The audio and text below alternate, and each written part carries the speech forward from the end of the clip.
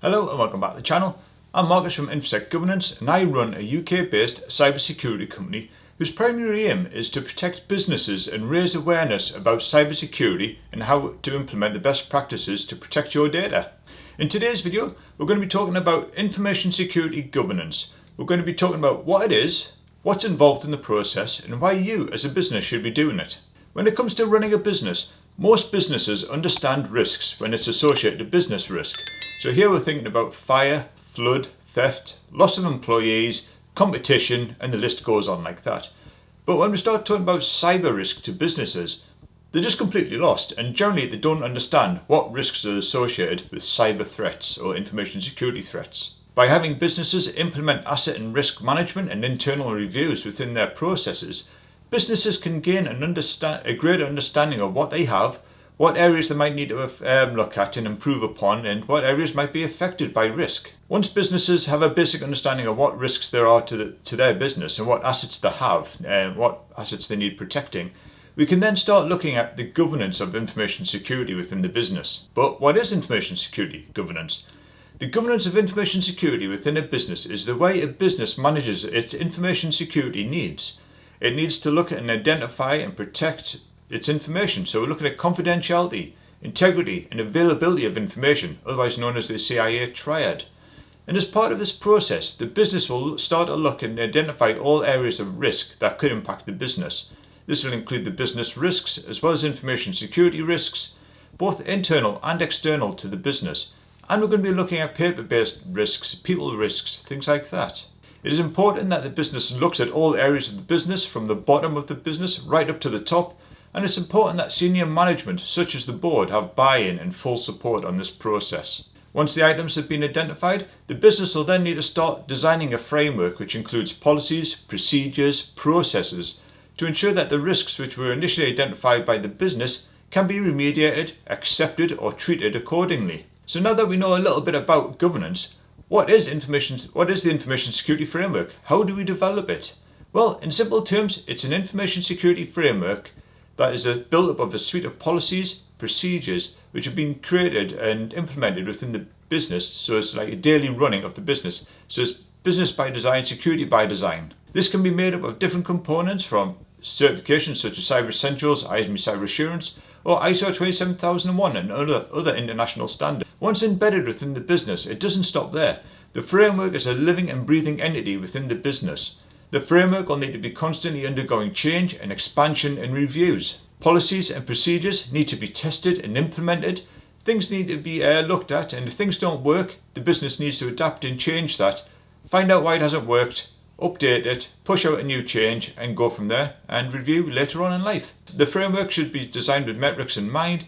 The business should be looking at what works, what doesn't work. You should be ensuring that the framework is reviewed at least annually to ensure that it remains current for the business and its needs. So we now know what information security governance is.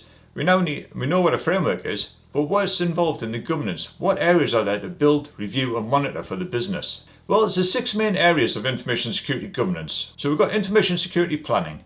This is where you look at how you plan information security in your day-to-day operations, ensuring that security by design is implemented without any impact to the business, your users, or anything like that.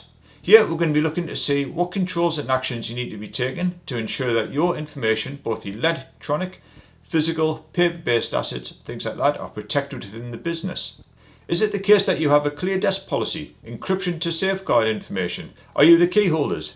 Who has access to the building out of hours? Are the filing cabinets locked? And so forth, like that. Next, we've got policies and procedures. Here we need to ensure that the business has the correct number of policies and procedures for the size of your business. You as a business want to ensure that you have the appropriate documentation in place to ensure a smooth running of the business.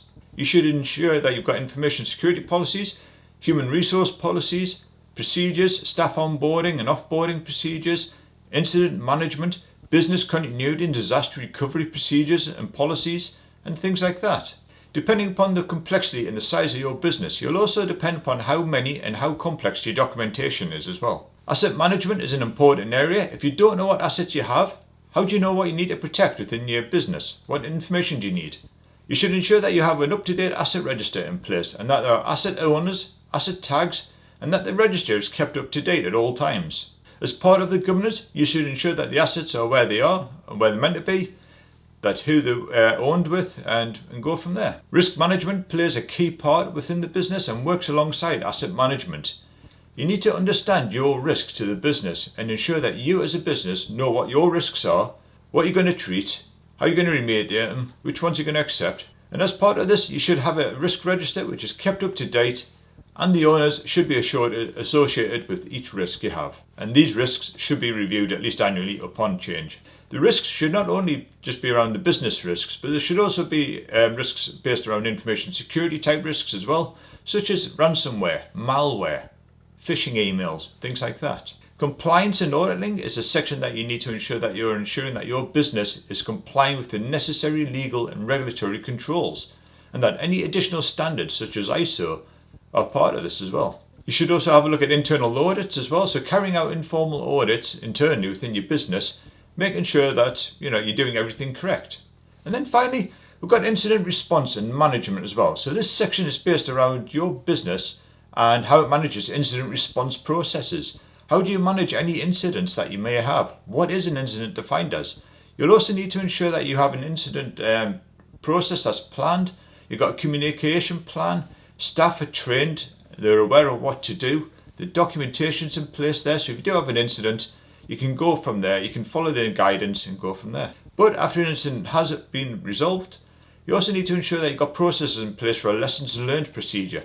So you've had the incident, you remediated the incident is now resolved, you now learn from that. Is there anything you can change so it doesn't happen again? Is there any improvements you can put in part of your plan to ensure that if it does happen, how do you resolve it, and going from there? And that's it. So I hope this video has been informative for you. Click at the like button, subscribe to the videos for more information like this. If you've got any comments or feedback, put it in the comments below the video, and we'll see you next time.